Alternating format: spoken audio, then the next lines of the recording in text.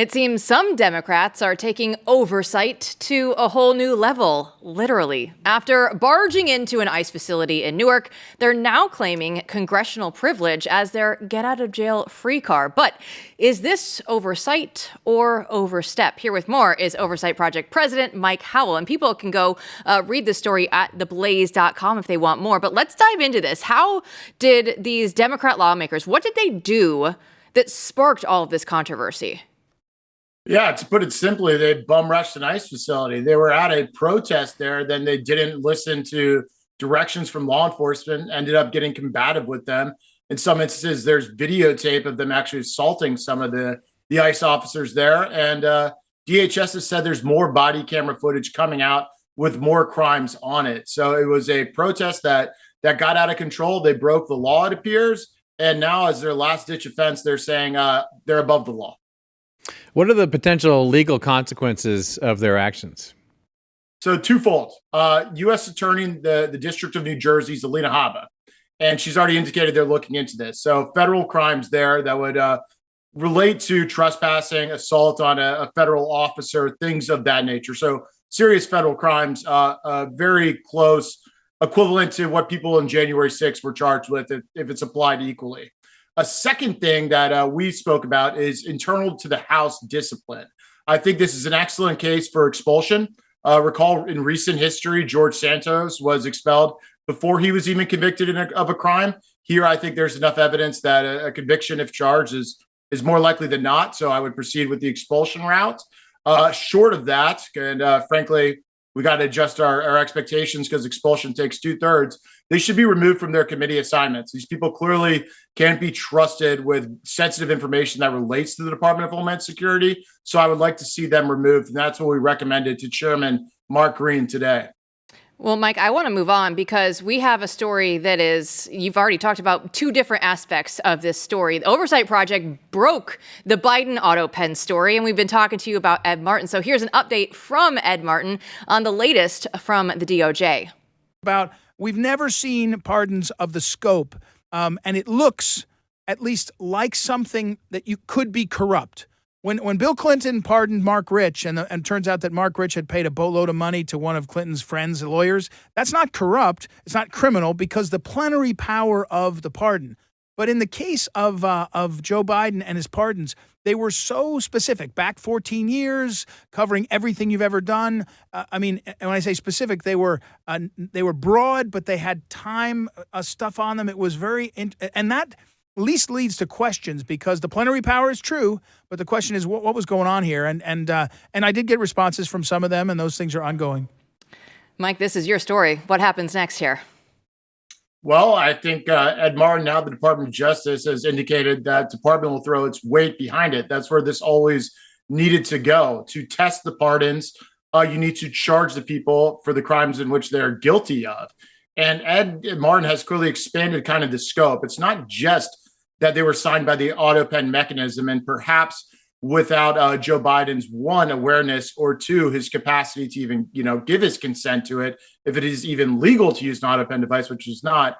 But Martin's calling it a new category of things that we've also spoken about, whether there was corrupt intent or a conspiracy in the awarding of the pardons. And then second to that, whether it exceeds the scope of the pardon power, which is plenary itself. In other words, are these not pardons at all? Were they corruptly designed? And then were they also fraudulent in the implementation via the autopen?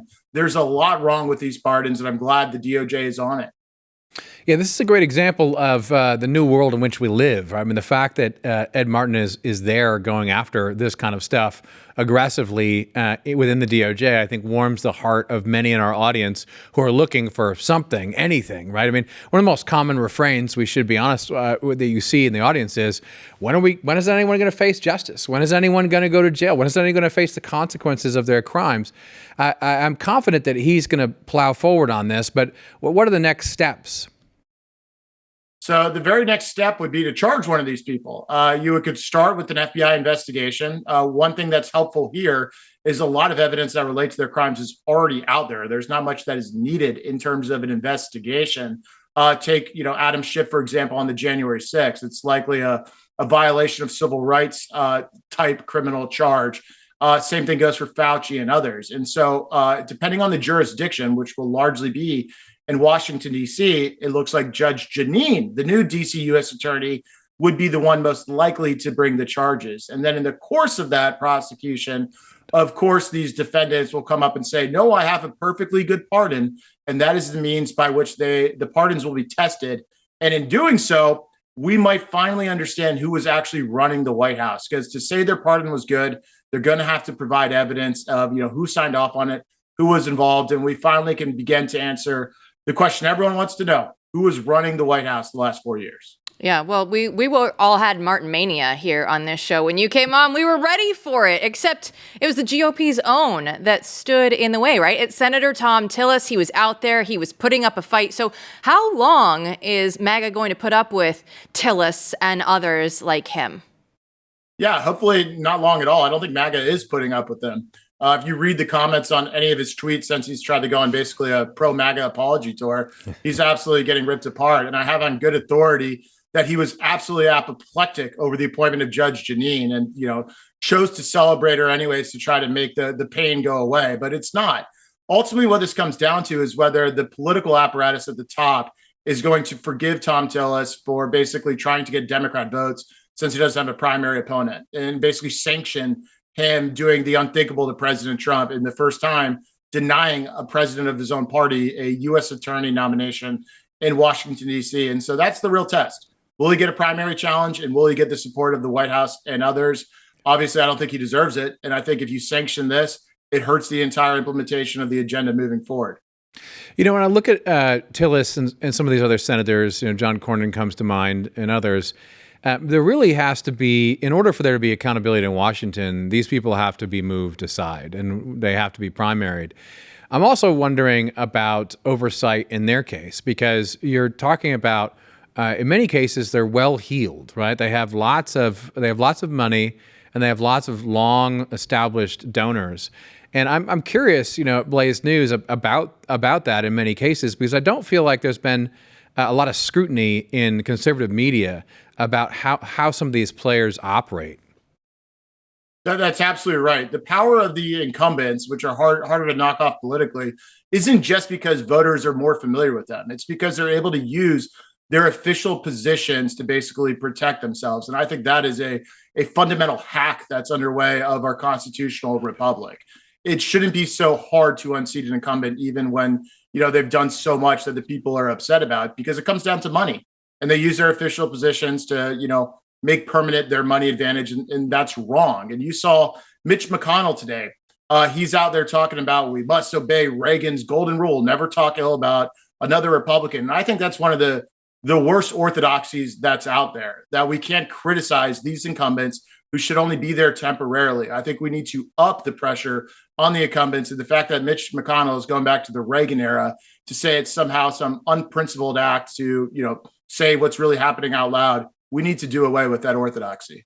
Yeah, I think that's ridiculous, because I think this movement is ultimately about, the mandate of the people, which is not for the Republican Party, but for some specific policy objectives and rolling back the administrative state and so forth and so on. And so I appreciate you saying that, because I think right-leaning media needs to step up, and we plan to do that at Blaze and hold people accountable. Now, we have to announce something exciting here, because we haven't really announced it yet on the show, which is that you, Mike Howell, will be joining us every week and contributing to the Blaze and becoming a contributor here at Blaze Media.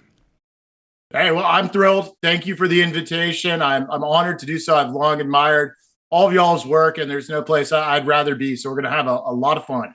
Oh, yeah. So tell us about some of the things you're working on these days, and what kind of stuff we might expect to see in the future.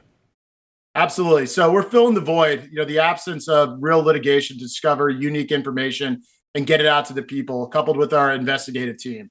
Categorically, what that looks like is a lot in the resistance to the immigration enforcement space.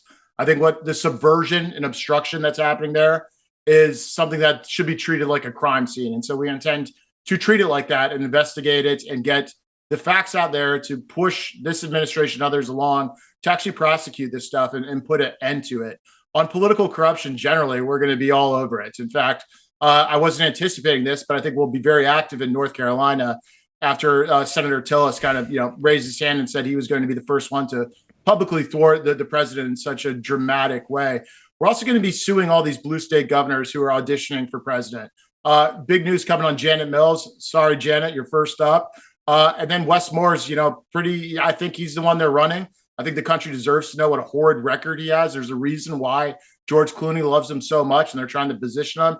And we're not going to let them rebrand these guys as somehow, moderate, normal Americans when they've done so many terrible things. And so that's kind of going to be the thrust and the energy, along with helping out our good friends in the administration like Ed Martin on things like the autopen investigation and actually de-weaponizing these agencies. There's a really short window to get it done, and we got to be loud, we got to be fast, and excited to join you every week and write and help get the message out, because it's going to take all of us.